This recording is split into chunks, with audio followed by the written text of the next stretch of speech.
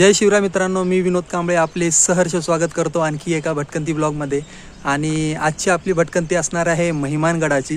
तर मी पुण्यावरून आलो. पुण्यावरून मी आधी कालच साताऱ्याला आलतो आणि साताऱ्यातील अजिंक्यतारा किल्ल्याला मी काल भेट दिली आणि रात्रीच तिथेच एका हॉटेलमध्ये थांबलो आणि सकाळी 6ची बस पकडून सातारा बसस्टँडपासून मी महिमानगडाला आलो. तर दहिवडी पंढरपूरला जाणारी कुठलीही बस पकडा तर तिथून मी महिमानगडा येथे उतरलो आणि महिमानगड येथे म्हणजे तो एक फाटा आहे, तिथून उतरलो आणि तिथून जवळपास 1-1.5 किलोमीटर अंतरावर महिमानगड हे गाव आहे.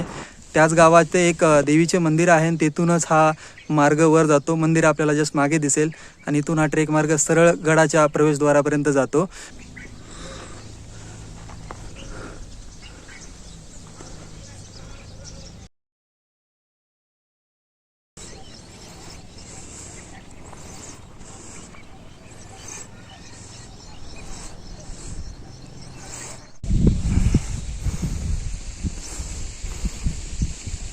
तर मी अगदीच 10 मिनिटे चालूनच किल्ल्याच्या प्रवेशद्वारापाशी जो की तटबंदीत लपवलेला आहे तिथे पोहोचलेलो आहे आणि आता गडावर प्रवेश करणार आहे.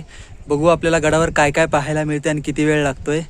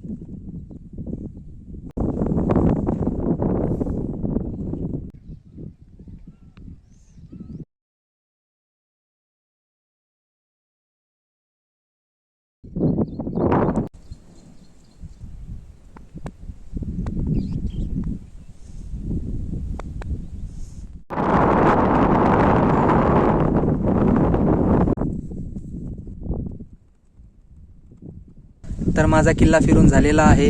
अर्धा-पाऊण तास पुरेसा आहे पूर्ण गड फिरण्यासाठी. गडमध्ये तसा बराच मोठा आहे आणि आता मी परतीच्या मार्गाला लागणार आहे. अगदीच 10 मिनिटात मी पुन्हा पायथी पोहोचेल. मग मला महिमानगड फाटा येथे जायचं आणि तिथून सातारा आणि मग पुणे.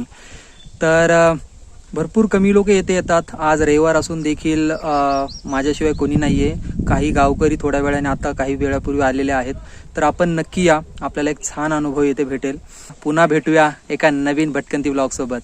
जय शिवराय.